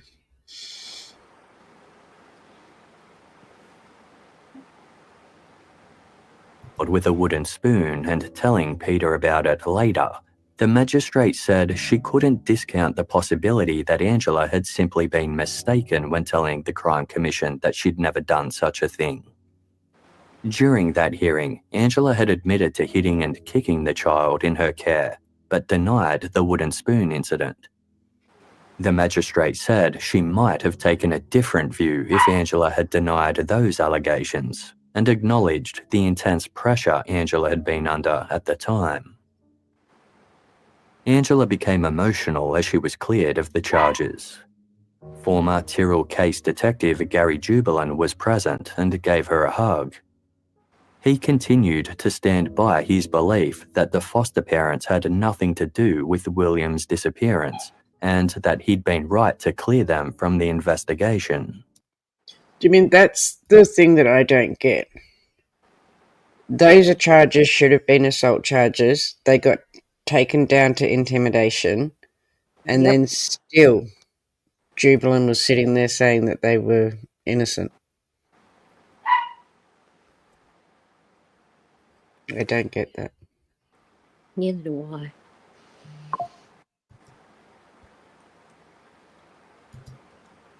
Outside court, a teary Angela told reporters, "With this behind me, I hope that police focus on finding William and what happened to him." By the time Peter and Angela had dealt with all the unrelated charges against them, the public were well aware of the prevailing police theory that Angela had buried William's body after a fatal fall from her mother's balcony. In June 2023, New South Wales Police handed a brief of evidence to the Director of Public Prosecutions recommending that Angela be charged with interference with a corpse and perverting the course of justice. They cleared Peter of any involvement, clarifying they did not believe Angela had caused the toddler's death, but only concealed his body out of fear of losing custody of Lindsay. Angela was not informed of the recommendation before it went public. To the best of her knowledge, police had no evidence to support their theory. Angela's lawyer demanded that any evidence relating to the claims be disclosed, releasing a statement that said, "To date, William's body has never been found. The foster mother has always and maintains she has nothing to do with William's disappearance. She desperately urges the police to resume the investigation into finding out what happened to William." Whether or not the police theory could be true has been discussed at length by journalists and members of the public. Without any evidence to support it, many questions were raised about the police's proposed timeline. As pointed out by journalist Dan Box in an exclusive article for news.com.au, the last ever photo of William in his Spider-Man suit was confirmed to have been taken at 9:37 a.m. on Friday, September 12, 2014. Angela first alerted a neighbour that William was missing at around 10:40 a.m. If the police theory was true, this gave Angela a window of just over an hour to realise William was missing and discover his body. She would have had only a few moments to make the decision not to call for help or alert anyone of his death. She then had to get the keys to her mother's Mazda and carry William's body to the car. While all this was going on, she either had to keep what she was doing a secret from her mother and Lindsay, or tell them what had happened and convince them to agree to her plan. With William's body in the car, Angela would have then had to drive the 2 minutes to the corners of Battar Creek Road and Cobb and Co Road and dispose of his body in the thick, almost impenetrable scrub before racing back home again for her husband's return at 10:33 a.m. Either she quickly brought him in on her conspiracy or flat out lied to him. By the time Angela alerted a neighbour at around 10:40 a.m., she was in the company of someone outside of her family for the rest of the day. This meant she had no other chances to tamper with any evidence or conspire with her family members. While it was technically possible for Angela to have done all of these things within this short time frame, skeptics to the police theory have raised several questions. For one, the area on Batar Creek Road where police suspected Angela could have dumped William's body was in view of the old riding school as well as 2 other properties. Angela would have had no way of knowing if someone was watching what she was doing. However, just a bit further up the road, the bushland was just as thick, but with no properties in sight. Why not dump his body there, where she could be sure there were no witnesses? William's sister and foster grandmother had always maintained that William disappeared after wandering around the side of the house. So, if the police theory was true, how did Angela do all of this without Mary or Lindsay seeing? And why would Angela continue to keep calling for more public attention and police resources towards William's disappearance if she had something to hide? Before being publicly named as a suspect, a reporter had asked Peter and Angela if they would ever stop fighting for William. Angela had resolutely responded, "Never. If police think they've seen the last of us, big mistake. We will not give up on William, and we will not let other people give up on him. He is too important to give up on." In May 2024, the police asked the Director of Public Prosecutions to suspend its consideration of the proposed charges against Angela until after the coronial inquest resumed. The possibility that Angela could have covered up William's accidental death then became the focus of the inquest when it recommenced in early November 2024. By this point, over 5 years had passed since the inquest was first opened, and it had been 3 years since the police first went public with their theory. Anticipation was high in the courts as those gathered waited anxiously to hear what evidence had been gathered to support their suspicions. The general consensus was that the police must have some fresh and compelling evidence to justify their allegations. As Angela arrived at the court, a member of the public hurled abuse at her, using her real name. The counsel assisting the coroner kicked things off by clarifying there was still no forensic evidence or eyewitnesses to confirm what had happened to William Tyrrell. He reiterated that the police theory was just a theory, and the coroner couldn't act on the express belief of a police investigator. Over 4 days, testimony was heard from numerous experts who had been involved in the 2021 search of Mary Saunders' former property and the bushland on Batar Creek Road. It was confirmed that officers had found several pieces of fabric and some animal bones, but no human remains and nothing directly connected to William Tyrrell. According to a professor in geomorphology, this didn't necessarily mean that William hadn't been buried there. He said it was possible that a child's remains could have been carried away by wild animals, such as a pig or a fox. While one expert told the court she couldn't say for certain whether William's remains would still be present after this long, examples were also given of juvenile bones that had lasted over 100 years in the Australian elements. The video of Angela's Crime Commission hearing was also played to the court. In it, she was grilled about what she meant when she told her friend on a taped phone call that William's skeleton would be found years down the track when clearing was being done. Angela strongly denied that she meant she knew William had been hidden in the bush. She said she had simply meant that he could be anywhere. On that same call, she had also told her friend she couldn't believe the police were focusing on her, stating, If I had done anything to William, I wouldn't have tried to cover it up. I would have owned up to it. As the hearings started to wrap up, it became clear that the police didn't have any incriminating evidence to present. The coroner rejected their request to re-examine Angela on the stand. Before the final block of hearings could take place, the coroner announced that she was vacating the evidence completely, which meant the upcoming hearings would be cancelled. She called for all parties to provide their written closing submissions and said she would hand down her findings at a later date.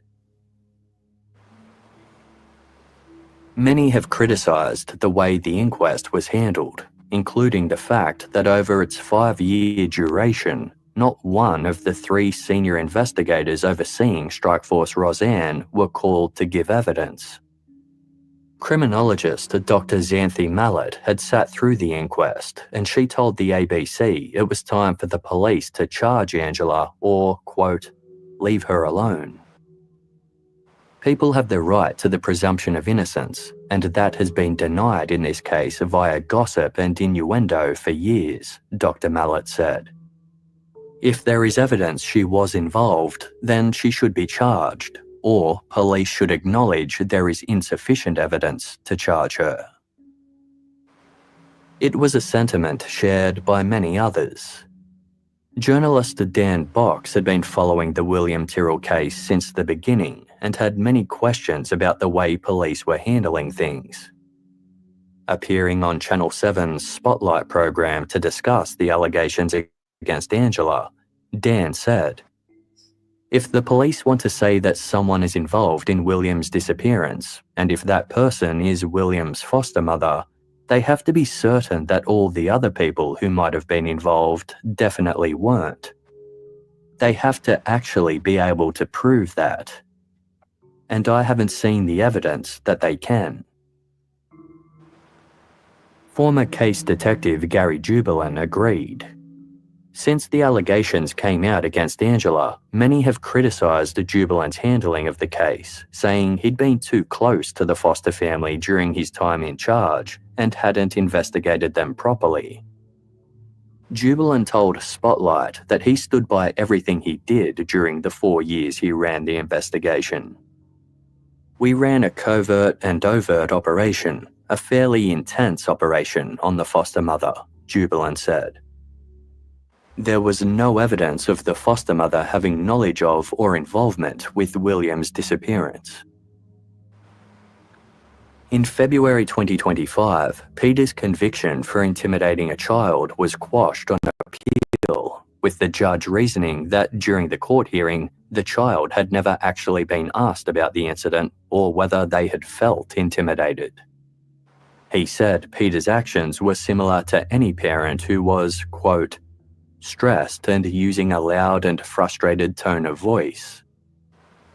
Angela also appealed her intimidation convictions and is scheduled to face an appeal hearing later in 2025. As of the release of this episode, the inquest findings into William Tyrrell's disappearance still haven't been released. No one has ever been arrested or charged in relation to William's disappearance, and a case file does not suggest the involvement of anyone mentioned in this episode, and acknowledges their presumption of innocence. Anyone with information about William Tyrrell is encouraged to contact Crime Stoppers on 1800 333 000. William's foster mother continues to staunchly maintain her innocence. At the advice of her lawyer, she has not spoken publicly about the case since being named by the police as a suspect. The only statement she has given was to Dan Box for his podcast series on the case titled Witness William Tyrrell. It read, "Just over 10 years ago, my little boy, William Tyrrell, disappeared from my mother's yard at her house at Kendall. I believe that William was taken. I have no idea who took William or what happened to him. If he is in fact dead, I have no idea where his little body is. I have no knowledge of or involvement in his disappearance. Even though William was not my child by birth, I loved William as much as any mother could love her child. I loved him as if he was my child by birth, if not more. It did not matter one bit that he was not connected to us biologically. William made my life complete. I loved him fiercely. I just loved being his mummy. My life with William was happy, fun, and an adventure. Every day was different. Never ever for a moment did I regret becoming a foster mother. We were a family, not the traditional version of a family. It didn't matter. We were and still are a family, and we connected as one. For the past 5 years, the police have done nothing to try to discover who took William and what has happened to him. Instead, they have concentrated all their efforts on trying to build a case that I was in some way to blame for his death and the disposal of his precious little body. They have gone to great lengths to blacken my character in the media. I believe that if the police had properly investigated this case instead of persecuting me, they may well have found the person responsible for William's disappearance. It's challenging to have hope and build plans for the future when our hearts remain shattered and in pieces. All I can hope for is that some person who knows something comes forward. Speaking about the allegations against Angela to Spotlight, Dan Box said, "Part of me actually hopes that the police have got this right. Then that justifies everything they've done. That justifies all the attention, all the whispers, the leaks. All of that is justified. But if the police are wrong and she's not guilty, and we haven't seen any evidence that she is, then what damage has been done to that family?" Whatever the truth, the reality is that when Angela snapped the photographs of William playing on her mother's deck on the morning of Friday, September 12, 2014, she could never have known how significant they would become. The last photograph ever taken of 3-year-old William Tyrrell in his blue and red Spider-Man suit roaring at the camera has become etched into Australia's public psyche. Even those unfamiliar with the case are likely to recognise the photo. It's a confronting image as it represents two sides of humanity, the pure innocence of childhood and the potential evil that lurks amongst us. But William is more than just a missing boy in a superhero costume. During the Coronial inquest into William's disappearance, an impassioned statement was played to the court from his then 10-year-old sister, Lindsay. In it, she said, "This is my brother we are talking about. In my mind, no one is trying. So I've made the decision to do something about that. I hope this speech today makes you solve the case. If it doesn't, when I'm officially an adult, I will be in the police force, specifically a detective, and I will find my brother and won't give up until he's found. Not a day goes past that we don't think about him. He's a loving, kind, sweet boy who was annoying at times. But the day he disappeared, we lost everything. We lost my innocent brother. He needs to be found. So please help our family, but most of all, me, find our precious William."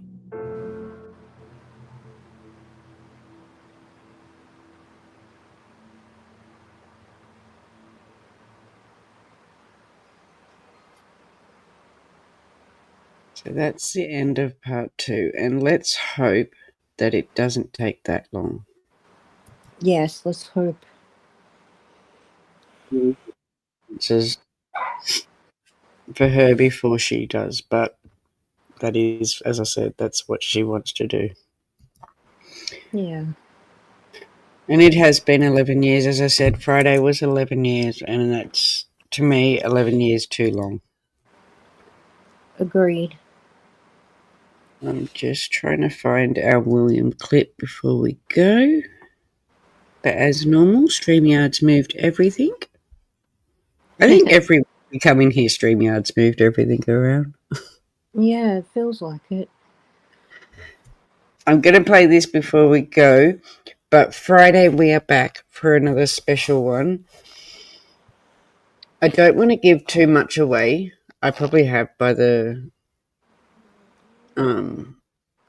thumbnail, but it's When We Forgive After Crime, and it's about a family that lost children to a car accident, and it's when does that family forgive kind of thing. So it's very interesting. There's two things I want to show about it, but yeah, it's definitely one to come and watch. I have got it at 7, so it is a little bit earlier for the people over the pond again, but it's only because there's so much I want to get in, so I'm starting it a little bit earlier. Because Miss Muffet goes this weekend, she won't be here, so we'll only have the 2 babies, so we can start at 7. But I am going to play William's little video that we have for him. Please send prayers for him and for his family as always. Yes. And yeah.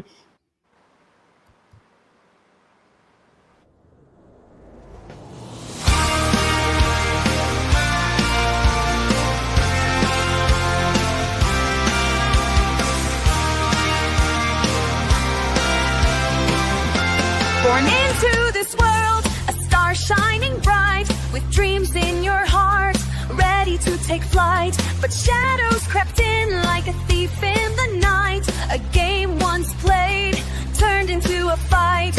Oh, William, we'll stand by you. You're never alone. We will break through. We are looking for you, wherever you are. With love in our hearts, you're our shining star. Australia is crying, but we're holding tight. Together we'll win this unyielding fight.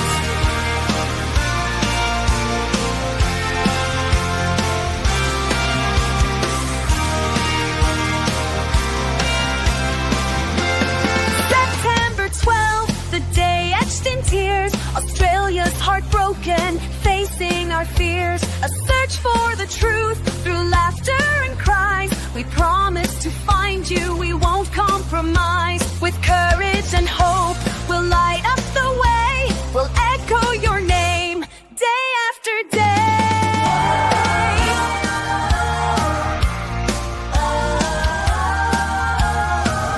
We are looking for you, wherever you are. With love in our hearts, you're our shining star. Australia is crying, but we're holding tight. Together we'll win this unyielding fight. We won't give up, we'll chase the dream. For William Tyrrell, we're a united team.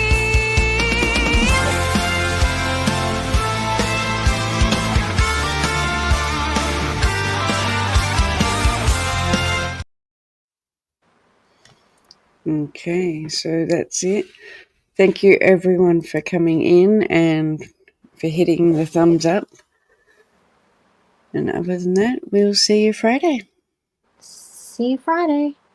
Thanks everyone. Bye. Every true crime on the rise. Investigate the scene, uncover the lies. From Melbourne to Sydney, all the way to Perth. No case too tough, we'll dig into the dirt. We'll crack the code, find the truth, bring justice to the table. No excuse, Australian legends in the game, bringing light to darkness, no shame. Just got a super child, let's celebrate. Raise a glass for all the cases we've solved in the past. With eyes wide open, we'll never rest. Aussie true crime, we're the best.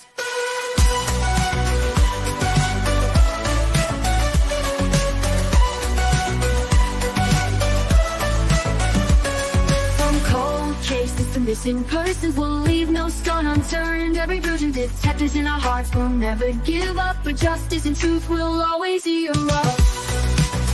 Ooh, thank you so much. Ooh, let's celebrate, raise a glass for all the cases we solved in the past. With eyes wide open, we'll never rest. Aussie true crime, we're the best.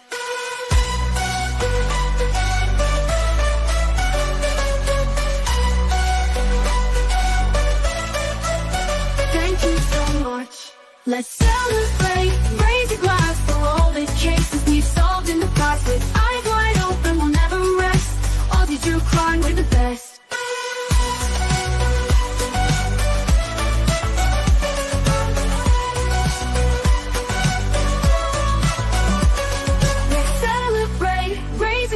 For all the cases we've solved in the past. With eyes wide open, we'll never rest. Aussie true crime, we're the best.